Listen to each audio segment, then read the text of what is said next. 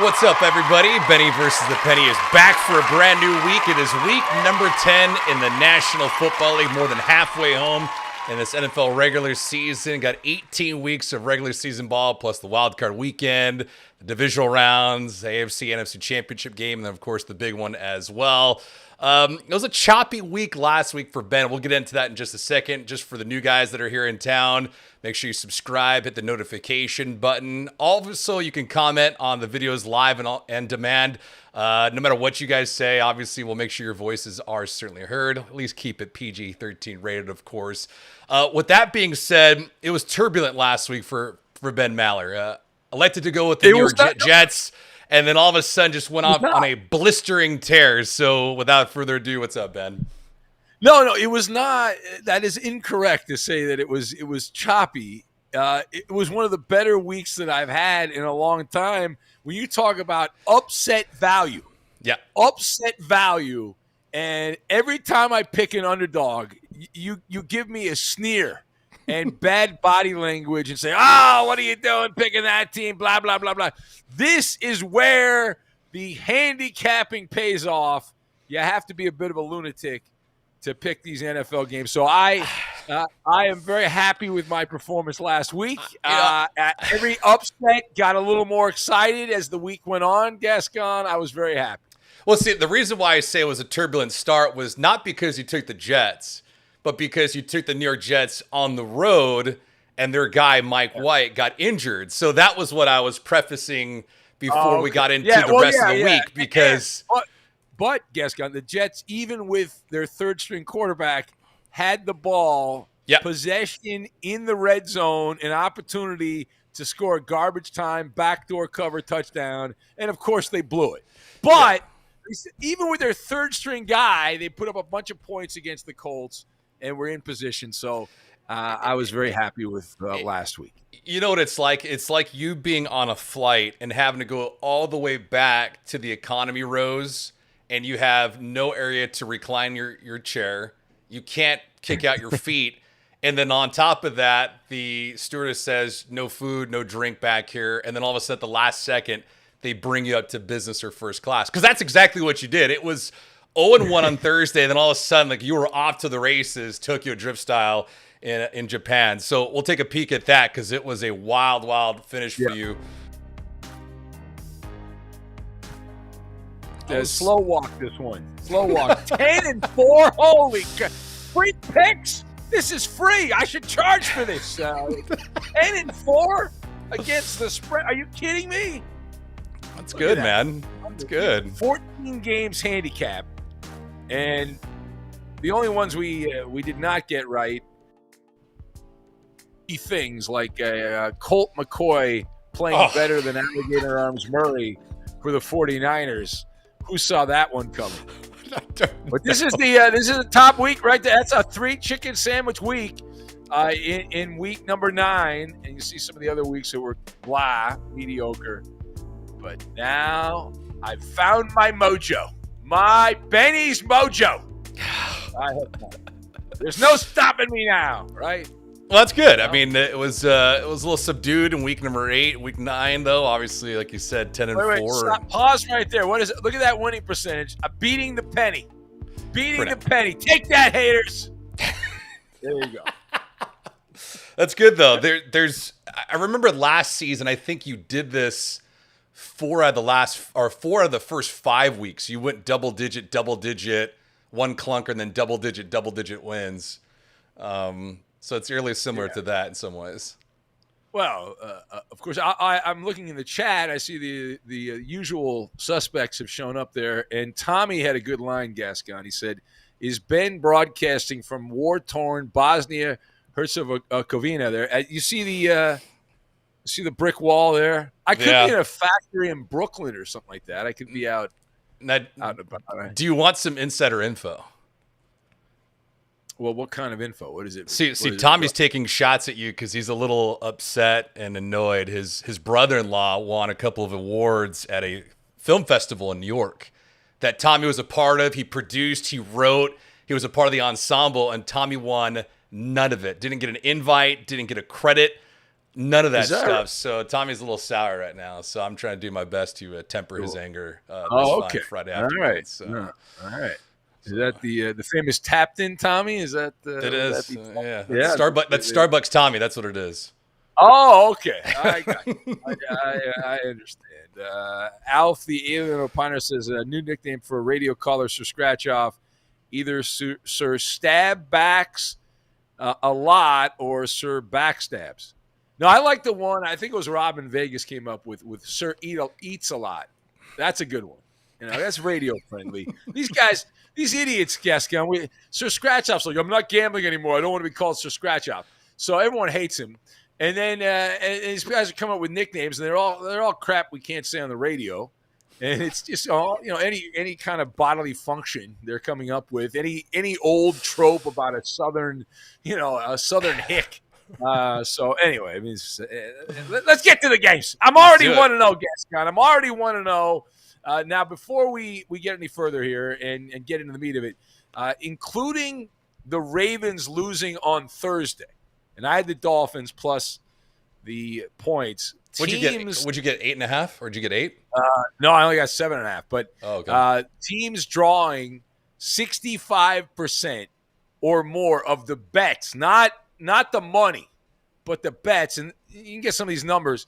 But teams that have gone 65% or more on the bets are only 13, 18, and 1 against the spread. They have a 419 winning percentage. So the moral of that story is, if a team is drawing the majority of the bets, the public is all over that team.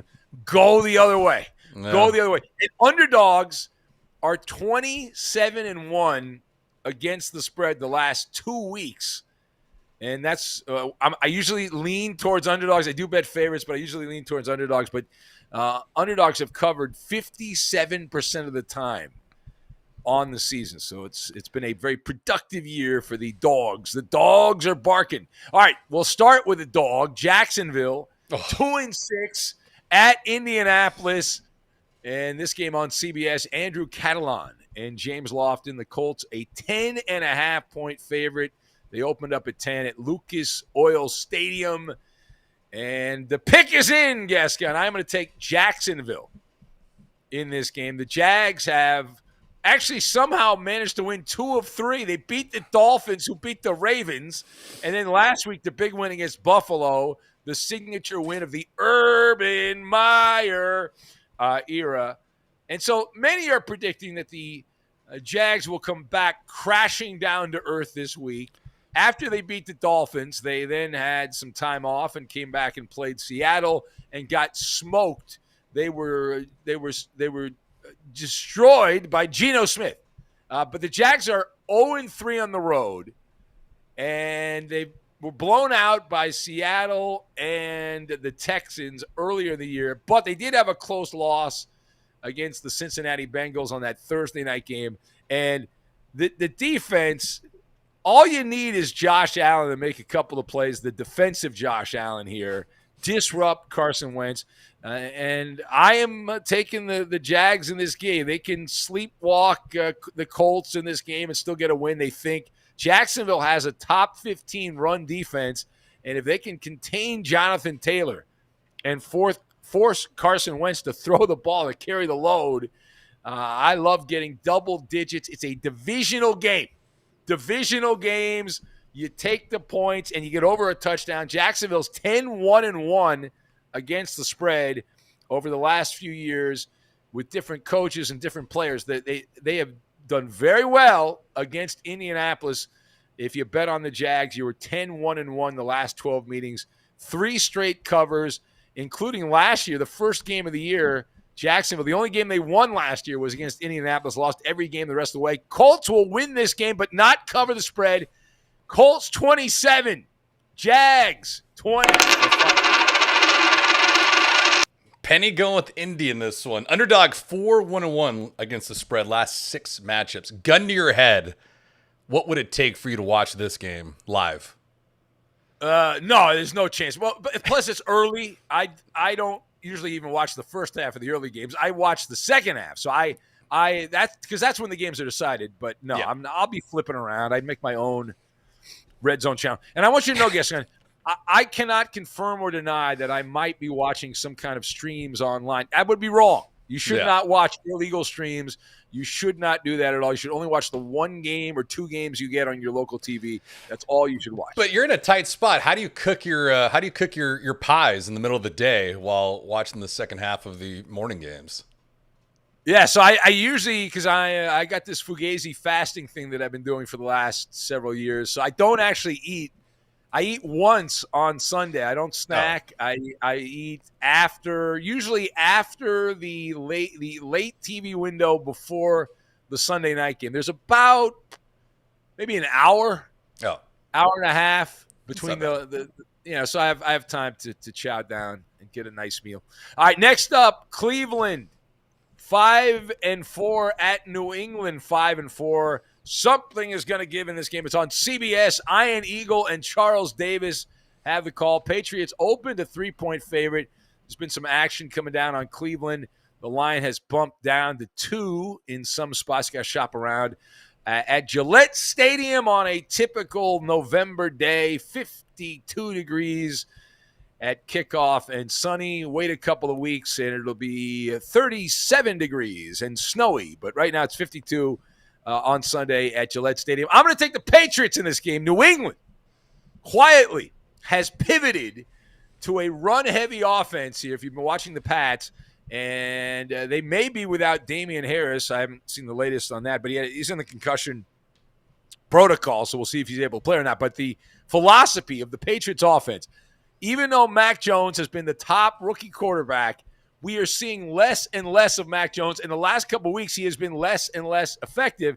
But this new look for the Patriots has paid dividends. It has paid dividends. The Patriots attempted only 18 passes against Carolina last week. They won the game 24-6. They were the beneficiary of some generosity by Sam Darnold. And that's why Cam Newton's now the quarterback coming in down the line there for the Panthers. But anyway, if you look at the way the Patriots have been doing things here, Gascon, New England is 8-0 in games in which they've attempted 20 or fewer passes in Belichick's seasons as coach. But most of that was with Tom Brady. But last week, the lowest total of pass attempts in a game over the last 13 years. So they really went to the ground-heavy attack. And now they take on a Cleveland team that may be without Nick Chubb. He's on that COVID protocol thing, potentially unavailable. I have not seen the latest on that. D'Ernest Johnston would be the next guy up. He's the guy that burned your Broncos. Remember, Gascon, where he looked like Jim Brown in that Thursday night game. But New England quietly has a top 10 defense. They're number 9 in the NFL. The Patriots have a top 10 defense. The last 3 weeks, the Patriots are the 5th best defense in the league, and they've covered 3 straight games. A lot of money on Cleveland. I like the Patriots. It's going to be a low-scoring game. It's going to be a field goal game, but you're laying only 2. So as long as the Patriots just win by 3, which is traditionally what happens if you win a game, I will take the Patriots here, Gascon. Patriots 20 and the Browns 17. Penny's also going with the Patriots into this one. Browns 1-4 in Foxborough against the spread last 5 matchups. And it's Belichick from when he was young, coaching the Browns, and he's done very well against everybody, but he's done well against the Browns. My favorite Bill Belichick Cleveland story is the fact that Belichick, before he became the douchebag, the douche canoe that he's become, there's a video. It's actually here on YouTube where we're doing the show. It's awesome, Gascon. It's Belichick coaching the Browns with a local comedian in Cleveland making a peanut butter and jelly sandwich. His mom's peanut butter and jelly sandwich. It's really funny. It's like Belichick before he knew to become a dick. And it's really neat. It's on the internet. You can check it out. It pops up. You don't like these head coaches that turn into red asses. I don't know why. It's all fake. It's all for show, right? It's all for show. Like you can't be that way going up the ladder. Yeah. Right? You can't be that guy. And it's one of those things too, like the old philosophy of life. Be nice to people on the way up because those Yeah. are the same people you'll see on the way Wait, down. yeah, right. And Belichick just it was fine, and then all of a sudden he became an a-hole. Like I've told the story when I was in New York years ago. I ran into this guy who's retired now, Joe Beningo, a talk show guy in New York, and Beningo became pen pals with Belichick. Belichick was a listener to overnight sports radio when he would go into the Jets facility early on. In the morning, he'd show up at like 5 in the morning, and the overnight guy was still on there when he was driving into work. And he became pen pals with the overnight guy. They became, friends. And you think Belichick would ever admit to that now? I've heard stories that he buys a bunch of stuff on eBay, and he'll communicate. And once people realize who he is, if they're in the media, he totally ghosts them. He won't talk to them at all. Well, we have a colleague that actually writes him letters, and he responds to his letters. Well, yeah, that colleague writes everyone letters. Now, fortunately, I've not gotten on that list, Gaston. So even though I've known that gentleman for a long time, and I was born at night, but not last night. Yeah. I do not get mail, but Eddie gets a ton of letters, like stacks. Like I go to the studio, it's just stacks. It just says Eddie Garcia from said sender. Yeah. How upset is that guy, Mr. Furman? How upset is he that the Postal Service has slowed down in recent years? They used to pride themselves, the Postal Service, on delivering on time, and not so much anymore. They're like, we'll get it there when we get it there. It's all right. They're still a little bit faster than our cargo ships getting into the docks here, especially in the LA harbor. So, well, the cargo ships are. I would like to report. You're west of the 405, but I would like to report that the cargo ships, they're there. They're just sitting there. That's all. They're just sitting there. They're lined up. It's like a port in some exotic location in the south of France or whatever, with all these yachts, except they're not yachts. They're massive ships from Asia with all the crap that we buy and use that are just sitting there in the water in the Pacific outside LA. It's wonderful. Who you could blame that on? You could blame that on Tommy. You could blame it on Starbucks Tommy. Tommy is one of our local natives that actually operates and works down the docks. Is he a longshoreman? He's a busy camper, man. He's like a 6-day-a-week type of guy. So why can't they have? Why can't they work around the clock? I thought they did. I thought they do work around the clock. You know how dangerous it is down there? Well, I get it, but still, I mean, geez. Anyway. Alfie Alien Partner says, I used to listen to Beningo and Steve Summers on WFAN during the week. Oh, man. When you were on weekends. Well, I actually will have a tribute on the Fifth Hour on Saturday to Steve Summers. Tonight is his final broadcast on WFAN. This guy started in 1987. Oh, the schmooze at WFAN. And I love the fact that in New York radio, there are columns being written. There are tributes coming in. Steve Summers, mostly a fill-in nighttime guy, overnight guy. He did a midday show with, what was the guy's name? The guy, he wore sweaters, local TV guy, Russ Salzberg, I think was the guy's name in New York. But yeah, Steve Summers, 34 years at WFAN in New York, and he is... I think he's retired. He's 74, so I guess it's time to step away. But that's there you go. And Beningo, I sat next to Beningo at a Mets game. That guy did not stop talking in the press box the whole time. I mean, I'm an introvert. He's the ultimate extrovert. He might as well have had a microphone on back, and he was, he's asking me about, you work in L.A. I wonder if my act would work in L.A. He's giving me the whole rap, and it was pretty funny. Anyway. Where are we at here, Gascon? We're moving on to Atlanta and Dallas, yes? Dallas. That was a game last week that we both had with Denver, so.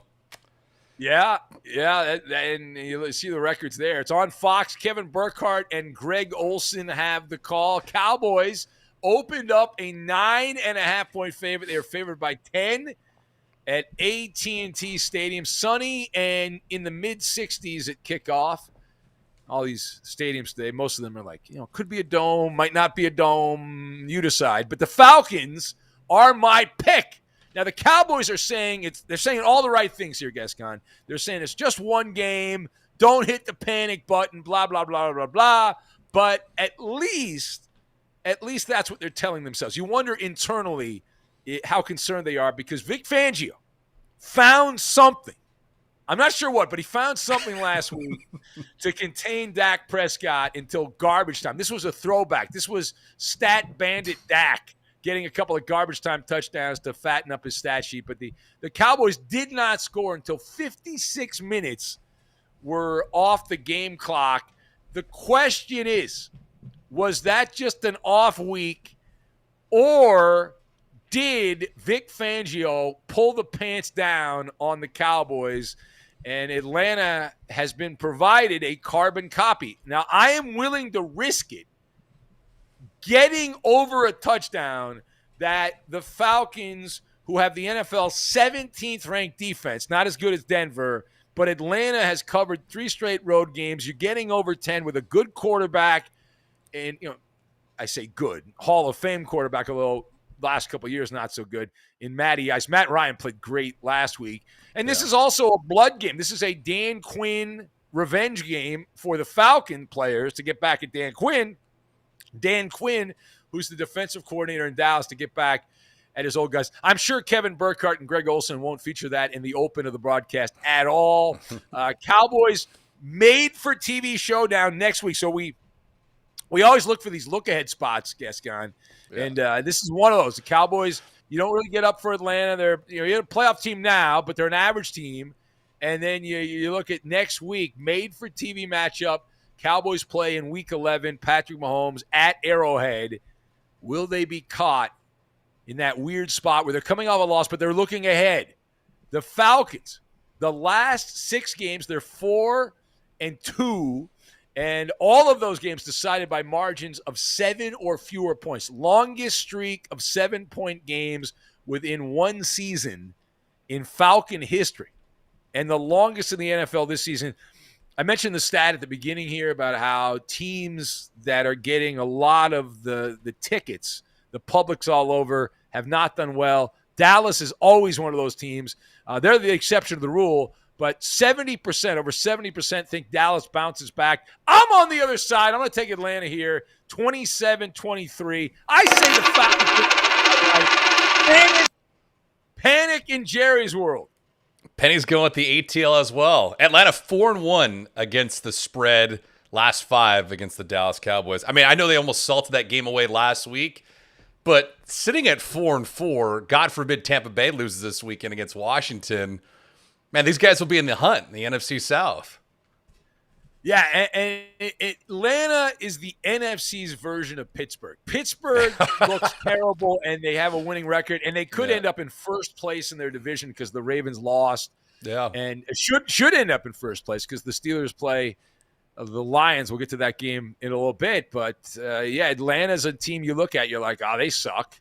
They blow, and yet, wait a minute, hold on a sec, they're right there. They're in position. What's up with that, man? All right. Next up, we have Buffalo 5-3 at the New York Jets on CBS with Spiro Ditas and Jay Feely. Jets 2-6. This is one of my 4-star picks of the week, Gascon. 4-star pick of the week. Is that because Mike White returns for you? Well, I'll give you the pick. I've not given the pick yet, but Buffalo is 12.5-point favorites on the road. Ugh. Holy moly. What's going on here? Opened up 13.5, mostly sunny, 52 in the tri-state area there at MetLife Stadium in Jersey. But I am picking the Jets, and you nailed it, Gascon. There's no way you can bet on the Jets defense, right? Gang Green, defensively, that is, as the late, great Chick Hearn used to say back in the day, a matador defense. Ole, ole, ole, ole. I mean, my God. They are the worst defense in the NFL, Jets, 32nd overall statistically, allowing 408 yards per game. Last 3 weeks, the Jets defense has allowed 467 yards. But I found a silver lining, and I kept digging. Gascon, and I found out at home in Jersey, they are more respectful. They're actually ninth defensively at home this year in yards allowed. So they've done well at home. They've got wins over an injured Titan team and injured, I guess they really weren't injured, the Bengals, but they beat the Titans and the Bengals. Those are two legit wins at home for the Jets. And I'm laying my money on Mike White not getting hurt again.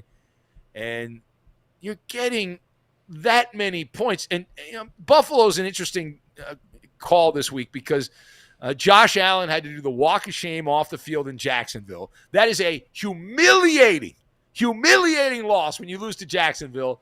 And they're supposedly spitting mad. And we're reading some of the stories coming out of Buffalo and all the quotes and all that for the media.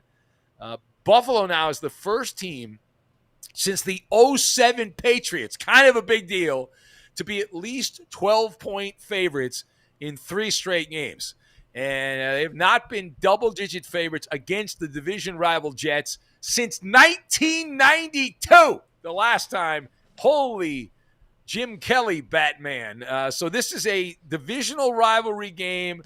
The last 5 have all been decided by 10 points or fewer. So I'm going to take a shot that the Blues continue in Buffalo. And my guy, the great white hope, Mike White, saves the day. Jets 24, Bills 23. Upset.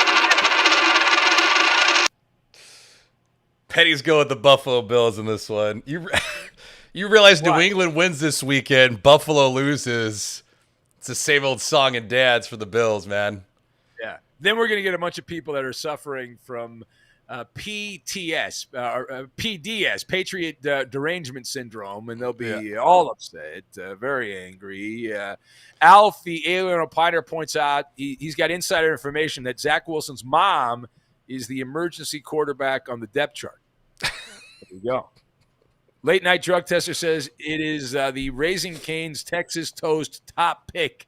Man, I'm not going to lie. I was in El Paso on Tuesday night, and I had Raising Cane's, and it was cold. It reminded me of your Christmas party 2 years ago. It was disgusting. Oh, wow! Listen, you probably you went to. You're in El Paso. Why are you eating at Raising Cane's in El Paso?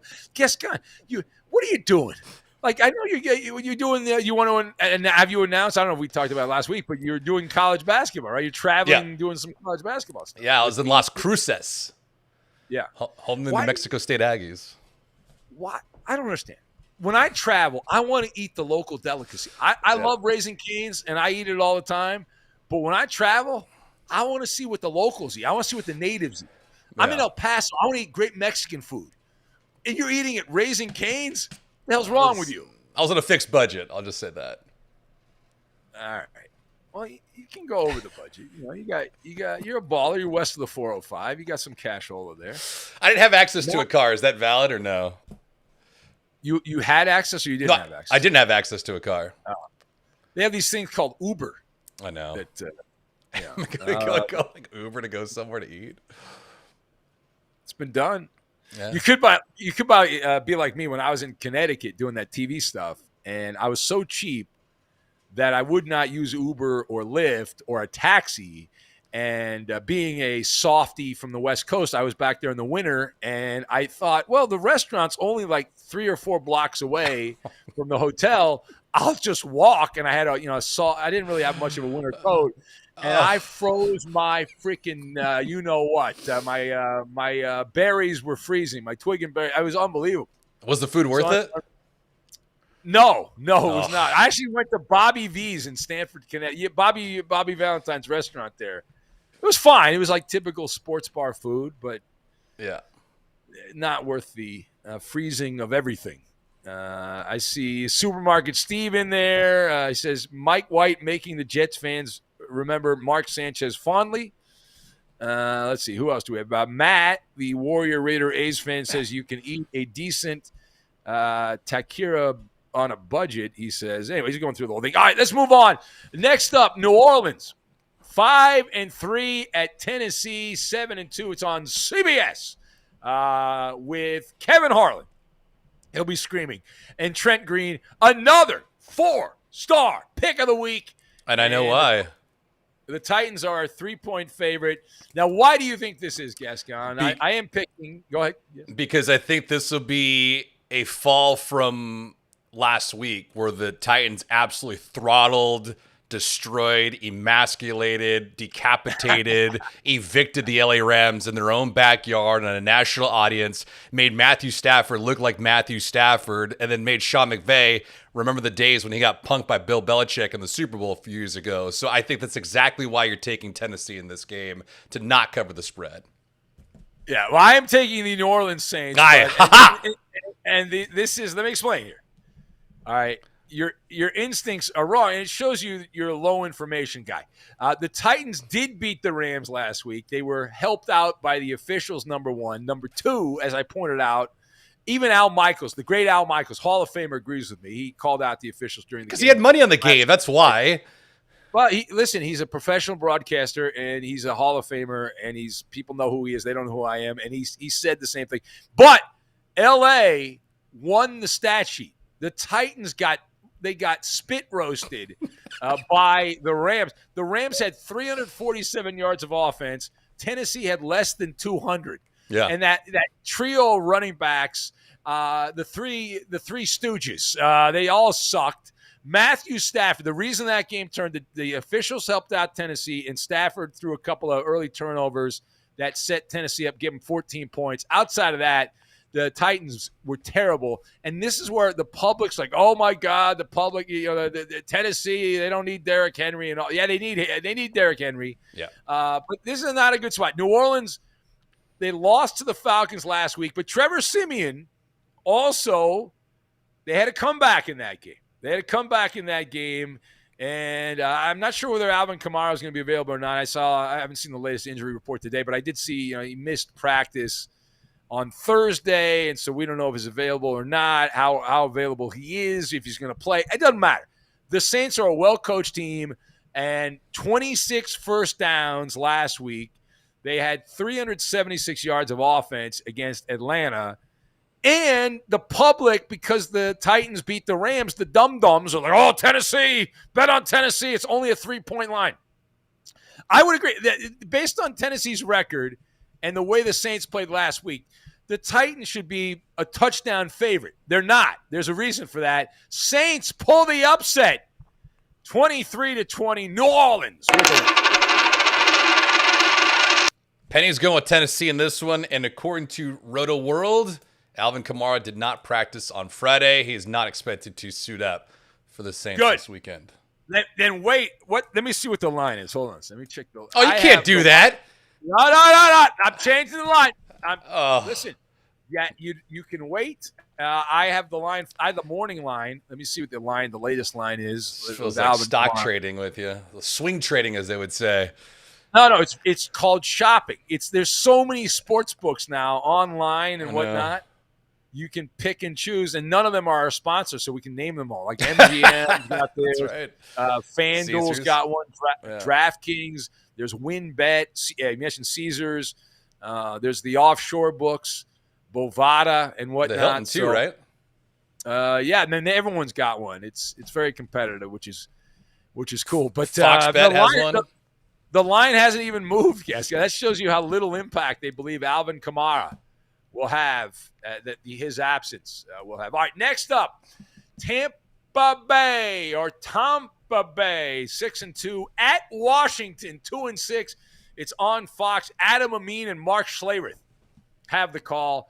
The Buccaneers opened a 7.5-point favorite, and they are favored by 10 in this game at FedEx Field. Mostly cloudy and 50 degrees. I will cover my eyes. I will cover my mouth, and because I'll probably want to puke. And this has loss written all over it, but I am taking a team that used to be called the Redskins before the Wokesters got involved. I'm taking Washington in this game, and I'll tell you why, Gascon. Tom Brady has been hot and cold. Not many people have noticed this, but Tom Brady is the NFL's second-rated quarterback at home this season, hanging out with Ponce de Leon in Florida. But on the road, don't ask. He is the 17th ranked quarterback. He's a generic quarterback on the road. He has been all year. Daniel Jones of the New York Giants has been a better road quarterback statistically than Mr. Tom Brady. Tampa 4-0 at home this year on the road, and that's where this game is, on the road in Landover, Maryland.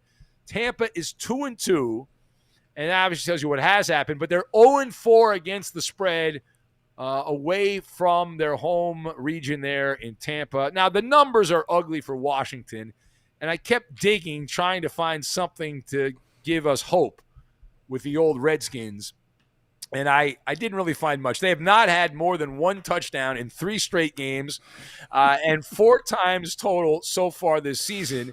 They've missed field goals against your Broncos. They've lost games in various ways. Taylor Heineke, 2-7 against the spread in his young career as quarterback there, including the playoffs. But I did find this. Remember the NFC wildcard game? One of the big surprises, Washington with their third-string, no-name quarterback, Taylor Heineke, covered against Tampa Bay that would go on to win the Super Bowl. Right. Last NFL season. So I'm going to hang my hat on that. And the only team with more games having 1 or fewer touchdowns than Washington is Houston. So they haven't been very good, but the Bucs have been a bad road team. You're getting 10 points with a home dog. And Ron Rivera, his team has not shown a lot of fight here. This would be a good opportunity to show some fight, show some guts, show some moxie, and come back here and just hang around and have Tom Brady have another blah performance. So I am taking Washington in this game. Bucs will win it. Bucs 33, Washington 24.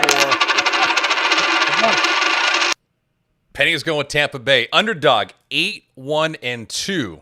Last 11 matchups in this contest. Yeah. All right. Who else do we? I'm looking in the chat here. I'm trying to monitor Roscoe the Parrot because I saw Roscoe in there picking the games here. Roscoe's a little behind. He must be on delay. Are we on delay at Roscoe's place? He's a parrot. Where does he live? He lives in Florida. He's the guy that drove up Roscoe the Parrot to Boston when I was in Boston a couple years ago, and he came and hang out with us. Is he in Miami, Tampa? Orlando? Was Alf the Alien Opiner? I wonder if Alf wasn't there. I don't remember meeting Alf the Alien Opiner at that thing in Boston. How dare you, Alf, not show up there? Blind Scott there?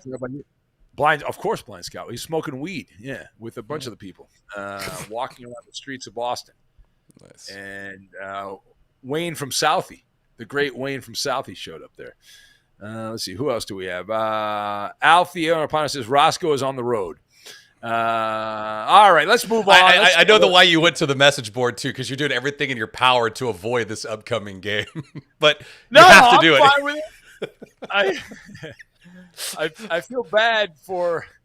We used to play the Dick Stockton game. You know who's calling this game? Pittsburgh and Detroit. Detroit at Pittsburgh. You want to take a? It's on Fox. Do you want to take a guess? I'm gonna say it's Joe Davis. No.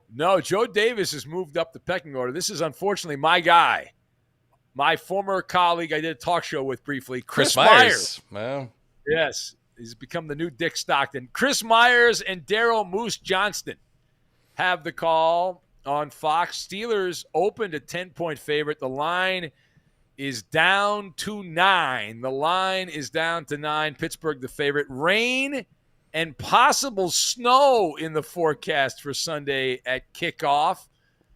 Yeah, rain and snow at Heinz Field. We'll see how much snow, how much rain. I am taking the Lions. I'm taking the Lions here. Now, this is an even matchup at quarterback. That's something to keep in mind here. You've got Noodle Arm versus Noodle Arm. You've got spaghetti versus fettuccine Alfredo. And Ben Roethlisberger and Jared Goff are respectively 31st and 32nd in the NFL in completed air yards per pass attempt. Detroit, a solid 0-8 on the season. And now, I read this week in the media in Detroit that Dan Campbell has decided to take a much bigger role in the Lions offense. He says he wants a bigger handprint on how things are going. So he wants to spank the behind of the Detroit Lions. Last five seasons, teams coming off a bye, like the Lions, who are they have an 0-5 record or worse, right? Teams in this situation against the team coming off a Monday night game have gone 18-6 against the spread. So that over the years, this has been a very good bet, taking the team that's got a terrible record, coming off a bye, playing against the team coming off a Monday night game. The Steelers are playing just good enough to win. I don't think that changes here. Detroit, they had a couple of stinkers, but they played with a lot of enthusiasm overall, considering the lack of talent that they have, and they will scratch and claw for Dan Campbell. And Pittsburgh's coming off that primetime win, Monday Night Football against the Bears, and they have not won by more than 8 points all season. Why would we think it's going to be any different this week? Pittsburgh has failed to cover 8 straight times as a favorite, including the postseason against Cleveland, and they've now gone 3-5 outright in those last 8 games as a favorite. This is a game the Lions could actually win. I wouldn't be shocked if the Lions win. I don't think they will, but I will take the Steelers 23, Lions 16, which means the money. Penny's go with Pittsburgh in this one. You went full sports cliche and try to justify taking the Lions. They're going to scratch and claw for Dan Campbell. You forgot they grabbed ankles a couple of weeks ago when they got smashed by the Eagles. Yeah, that's true. But they played neck and neck with Buffalo. They played with Green Bay. They led Green Bay in the third quarter at Lambeau Field with Aaron Rodgers. So this is a team. I'm going to, when in doubt, throw a sports cliche out. Matt, the Warrior Raider A's fan, says, take the Steelers. Jared Goff in snow will be an unmitigated disaster. He's a Bay Area guy with no experience in cold.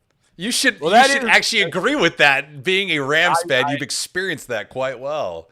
No, that is a great point. Can I do my pick? No, I will not redo my pick, but you are spot on with that. I recall Jared Goff. You could actually see the urine frozen to his leg after he had gone to the bathroom there. In uniform, just like he's in LA walking around, or San Francisco walking around just defecating on the street. But that's legal. That's legal. It is legal in the state of California. You're allowed to defecate wherever you want. Yeah. I saw our guy in England, Terry in England. Yeah. He posted, I don't think he posted, there was some video of a woman in England in a phone booth. Did you see that video? I don't know if you saw that. I don't know if I can. She was using it kind of like a bathroom there, it looked like. It was very interesting. Anyway. Was it that time of the month, or was it for? Well, it was a large lady, and I don't know. I can't. I'm not wired like that. I don't know. I mean, I can't. It was a glass box. Did she think it was tinted or something like that? I don't know. I don't get it. Man, oh man. Supermarket Steve suggestion. Need a cheap Titan. Go with Pat Fryerman or something like that, he said. All right, random advice. All right, next up for us, Minnesota at the Los Angeles Chargers of Inglewood. It's on Fox. Kevin Kugler and Mark Sanchez have the call. Sanchez got killed a couple of weeks ago when he was doing the Lions game against the Rams. He called Detroit a small market. Remember that? There was a big internet outrage. How dare you? But is he wrong? No, Detroit is as far as geography is concerned and people living there, even with all the migration out of Detroit, it is still a top media market in this country. It's not as big as it used to be, but it's still bigger than Timbuktu. The Chargers opened a 3-point favorite. They are favored by 3 right now. SoFi Stadium, the Palace, the Taj Mahal. I was deciding whether or not to go to this game. Ultimately, I chose sleep. And I was going to ask you, what do you think the attendance is going to be like? Do you think it'll be 50-50? There are so many Viking fans. Yes. So many transplants from Minnesota that live in the greater Los Angeles area. And in San Diego, too, yes. Yeah. And what I've noticed going to these Rams and Chargers games is each each fan base has their own fan clubs, but like they have West Coast versions of their fan club. Yeah. So whenever their teams play in that time zone, like they have mass bus trips and whatnot and travel packages to get their fans to these games. But yeah, remember when Minnesota played at the soccer stadium? Oh yeah, that was like 90% Vikings fans. Yeah, it was unreal, man. It was craziness. Anyway, sunny in the 80s at SoFi Stadium. Typical SoCal weather. Very cold here in the month of November. I'm going to take the Vikings in this game. Kirk Cousins has been the greatest bad team quarterback ever at this point in the season. I'm not making that up. We had the stats the other day. Guy with his numbers has never had a losing record. Outside of the Seattle matchup back in week 3, every single game the Vikings have played this year has been decided in the final 60 seconds. Heartbreak Hotel multiple times. That's just the way the cookie crumbles. There's another sports cliche. Minnesota 0-5 outright against teams with a winning record, but 2-3 against the spread. 3-0 against teams that have a losing record. And so those are some of the numbers coming in. And Justin Herbert boomeranged back. He was the player of the week for his performance against Philly after a couple of stinkers here. But I am going to take the Vikings. Historically, Mike Zimmer teams coming off a loss have been straight cash homie, as Randy Moss would say. The following game, 32-16-1 against the spread following a loss in the Mike Zimmer era. Vikings, they win this game outright. 33, Chargers 30. Penny's going with the Bolts, but Minnesota 4-0 against the spread last 4 matchups. Supermarket Steve points out, don't forget the Zodiac Killer, a fan of the Vikings. That was one of the great stories that came out. Yeah. Yeah. That was one of my favorite monologues that I've done this year. We did a tribute to all of the serial killers that were fans of sports, like Charles Manson, a Sacramento Kings fan.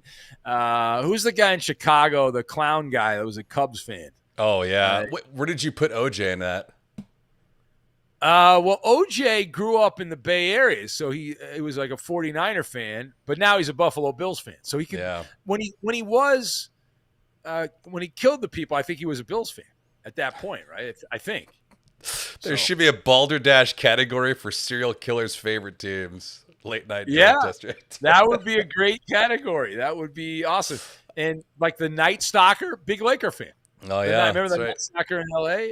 It scared me when I was a kid, the Night Stalker. Man, that guy. Man, hey, all right, moving on. Carolina 4-5 at Arizona 8-1. It's on Fox with Kenny Albert and Jonathan Vilma. Another four-star pick of the week here. I am taking, as the Cardinals are 10.5-point favorites at State Farm Stadium, give me the Carolina Panthers plus 10.5 points. Love me some Carolina Panthers this week. The little pipsqueak, the quarterback that keeps trying, the alligator arms Murray, his body's already falling apart.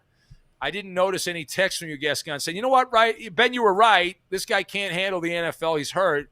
Again, his body can't handle the rigors. Dinged up, bad calf.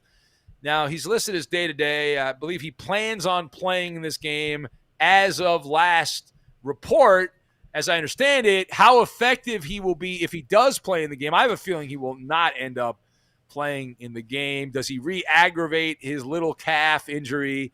The good thing about Kyler Murray is every injury is a small injury. DeAndre Hopkins also is dinged up. These guys have missed practice. Colt McCoy had an out-of-body experience. He actually played better than Kyler Murray against the 49ers. I believe the opponent is more to blame for that than anything. Will Arizona be caught in a peekaboo spot, Gascon, where they look ahead? Because a much bigger game, divisional game, Seahawks next week on the horizon for Arizona. I'm going to take Carolina. P.J. Walker. He better strike gold. Find lightning quickly, because Carolina has officially hit the panic button. I believe they benched Sam Darnold. They called it an injury, and they've dispatched him to injured reserve. The reinforcements are on the way. They have sounded the bugle. Cam Newton is back. He's coming back here, Cam Newton. Waiting in the wings, Cam. Carolina has a top-notch pass defense, and that's one reason to like him in this game. They play an elementary brand of offense, close to the vest, a lot of running, time-consuming, old-school style of offense here, and not turn the ball over. Something they haven't done very well at is avoid the turnovers, and they should cover the spread. Panthers have been a great bet with Matt Rule on the road. They are 9-3 against the spread, Carolina, in the Matt Rule era on the road. So you're getting over a touchdown. You're getting 10.5. The public is all over Arizona. They think that the casinos are handing out money and just collect your money. It's like the Joe Biden handing out money. Everyone's getting money here. Cardinals will win it, but they will not cover the spread. Cardinals 27, Panthers 20. Up against the clock, Penny is going with Arizona, that team that's in first place in the NFC West. I don't think there's any reason to play Kyler Murray. They have a game up on the Rams, own the tiebreaker. Clearly the best team in the NFC anyway, so no reason to do that. Game of the week, is this Green Bay and Seattle? I'm not done. You just spit out all these nonsense statements and then move on. They're facts. Matt points out, Matt in the Bay Area, Matt, the Warrior Raider A's fan, says Carolina and the points is the play here. Arizona has not earned the right to be a double-digit favorite against anyone. And here you are, Mr. Sports Talk cliche guy over there. Oh, Carolina's clearly the best team, blah, blah, blah. They lost to Green Bay with no receivers. They should have lost to Minnesota. A missed field goal at the end, a chip shot field goal. They missed that. They were trailing Jacksonville 19-10 in the third quarter. This team's a fraud. Yeah. This team Let's see. Hold on. They won at Tennessee by 25, beat the Jaguars on the road by 12, beat the Rams in LA by 17, beat the Browns by 23 in Cleveland. Yeah. And then beat the 49ers by 24. I mean, they're hammering teams on the road. At home against the 49ers, that was a one-score That game. was at San Francisco, 31-17. I'm talking about the first meeting. The well, first meeting in Arizona. They swept them. That's the game started by Trey Lance, right? Wasn't he the guy that started that game? All right, moving on. Seattle at Green Bay. It's on CBS. This is the big game for CBS. Jim Nantz and Tony Romo have the call, and the Packers a 3-point favorite. And due to time constraints, we'll move on in the broadcast now. But no, I'm going to take the Seahawks here at Lambeau. Cloudy and 36 degrees at kickoff. I like actually, did I say the Seahawks? That's a bad job by me. I'm taking the Packers in this game. I don't know why I said the Pack attack. But I like Green Bay in this game. Russell Wilson versus Aaron Rodgers. They're back. Don't call it a comeback unless Aaron Rodgers fails a COVID test and is out. I expect Rodgers to come out breathing fire like a dragon. And total gangbusters effort here for Aaron Rodgers in this spot. And just to shove it down the throat of the woke mob that are very upset with Aaron Rodgers. This bet is assuming that Rodgers is going to play. If Jordan Love starts, then run for the hills. But Green Bay, 3-0 against the spread at home this year, 4-0 against the spread against teams with losing record. They have been a money-printing team since that Week 1 dud to open up against the Saints in Jacksonville. And Seattle's defense is terrible. They had a soft week last week against Jacksonville, or 2 weeks ago. They're coming off a bye here. Packers 31, Seahawks 24. Penny likes the way you think. Going with the Green Bay Packers. All right, next up, Philadelphia 3-6 at Denver 5-4. See the numbers there. And Greg Gumbel and Adam Archuleta on CBS have the call. Broncos a 2.5-point favorite in this game. They open up 1.5 at Empower Field at Mile High. Now, this used to be Gascon's favorite team, the Broncos, but then you fell in love with the little fella, Kyler Murray. You love his Hot Wheels collection and all that. He actually drives a Hot Wheels car. Anyway, so you're a Cardinal fan now, but your old team, the Broncos, Sunny and 61 at kickoff. I'm taking the EAGLES Eagles in this game. And it's more of a play against Denver than it is on the Birds. this is a classic letdown spot. The Broncos filleted the Cowboys last week. Biggest win in the Vic Fangio era. I don't think I'm wrong in saying that. Nope. And so what happens when you win a game like that? You start smelling yourself a little bit, daydreaming about the bye week coming up in week 11. So you get through this game, you get a week off, you can go to Cancun, knock yourself out. And they're playing Denver, an unspectacular Eagles team. And as good as Teddy Bridgewater has been as an underdog, Bridgewater is 3-6 outright and against the spread as a favorite since 2018, 2-5 outright and against the spread as a favorite since 2000. So it's not been a great play as a favorite. It's only a 2.5-point line. It's hard to have much faith in Philly, but the Eagles have been a sneaky good play here in some of these road games. They've gotten some backdoor covers in games. The Eagles defense is allowing opposing quarterbacks, though, to complete 75% of their passes. That is the worst in the NFL. It would be, if that holds up, the worst in NFL history for an entire season. But just because you complete the passes doesn't mean it's for a lot of yards. So I'm going to take the Philadelphia Eagles. I think they win this game in an upset. Eagles 19, Broncos 17. Back from the dead, Penny's going with the Broncos. Guy says, is Gascon sick? He is so red. Are you sick, Gascon? Are you? No. You're. That's what happens when it's when your king mandates masks, no matter where we go in the great state of California. Are you wearing a mask on your arms and your neck? Are you? Are you? No. Okay. No, those are just naturally swollen. Right back to you. Is that right? All right. Moving on. Limited time. You look like an apple, a bright red apple. Thanks. But not a Washington apple. No, not a granny apple. Those are green, right? Aren't those the green apples? Yeah. I did not realize. I was at Trader Joe's the other day shopping. I had no idea how many different brands of apples there are. Yeah.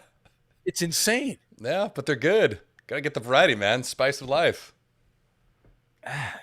No, give me a Red Delicious. I'm a traditionalist with the apple. I agree. Like the Red Delicious. Yeah. All right. That's because that's all I ate when I was a kid. Sunday Night Football, Kansas City at Las Vegas on NBC.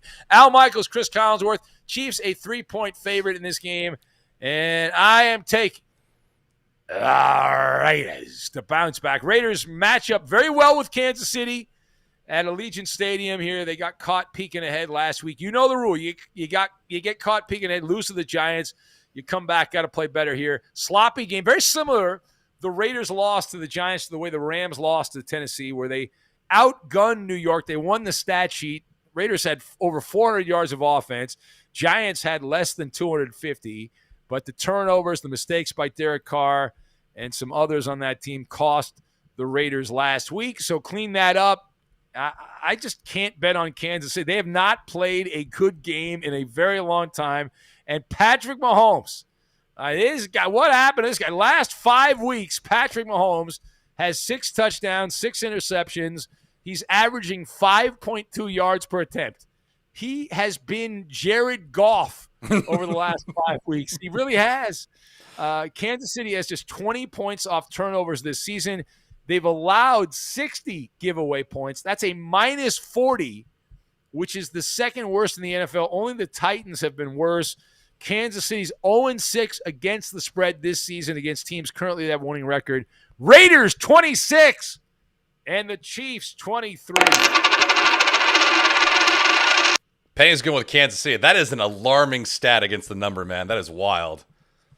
Yeah, all of a sudden, about a year ago, everything went sideways, and they fell apart. All right, last game, Monday Night Football, the LA Rams. Yeah, when I say LA Rams like that, you know who I am honoring? You know who I am giving Chris Berman? No, Pat Summerall. When I was a kid watching Summerall and Madden, the LA Rams against the whoever. And they play the 49. Anyway, LA Rams in Santa Clara taking on the Niners here. Niners 3-5. It's on ESPN with Steve Levy. Maybe he'll – did you see that screw up on the field goal last week? Holy crap. Hey, man, we were all there. We watched that. It looked like it hit the crossbar. Yeah, from that angle, that tells you he was watching the monitor and he was not watching the game. in the press box. Hello. Yeah. Brian Greasy and Louis Riddick have the call in the Bay Area. The Rams, a 3.5-point favorite. They open at 3. I'm going to take the Rams in this game. Rams are looking to get that bad taste out of their mouth. They have been very good at this in the Sean McVay era. Following a loss under McVay, the Rams are 16-5 straight up, 14-6-1 against the spread. They're 9-2-1. In the last few years. All right, I'm taking the Rams. Quickly! What do you want? What do you want? Pick the game. I've got the Rams. 31-21, the Rams. Penny's going to close it out also with the LA Rams. We went bonus time. We went over. We went bonus time on this edition. It's good. Of Benny versus Penny. We did. It did. All right, thanks to everyone in the chat. Fifth hour, crazy fifth hour today. Yeah, thumbs up in the chat. Crazy. There we go. Thumbs up. But the I gotta move in front of the camera. I gotta move my arm in front of the camera. A fifth hour. You got to listen to it. Let me know what you think of it. We had this guy on, John Ziegler, who is he's completely out. He's a Penn State guy. He investigated Penn State, and for 10 years, and he just gave some wild information about that story. Yeah, he did. Anyway, all right. Thank you, guys. We're out of here. We're gone. We are. Happy weekend. Happy Hanukkah, which is like right around the corner. I know. That sucks, man. See, Hanukkah, does your wife get you presents every day for Hanukkah? No. We don't really do the present thing. Even she celebrates Christmas and all. We don't do that. Oh, because we get stuff we have so much crap, Geska. If you would like a storage shed, I can give you a storage shed. I have 2 of them. Hey, wait a minute. We still have to get on the Amazon sellers list, don't we have someone that's trying to invite us into that kind of? Well, yeah, our guy in Arkansas, Blake in Arkansas. I'd love to do that. I wonder if that would work in California. I'm sure there are. I looked up. I was trying to find a place that sells, Amazon returned items. I couldn't find any in the LA area. I wanted to go to one of these stores and see what it's all about, but this is all the rage. Yeah, doesn't matter. Whatever we sell will get hit with like a 60% tax on it.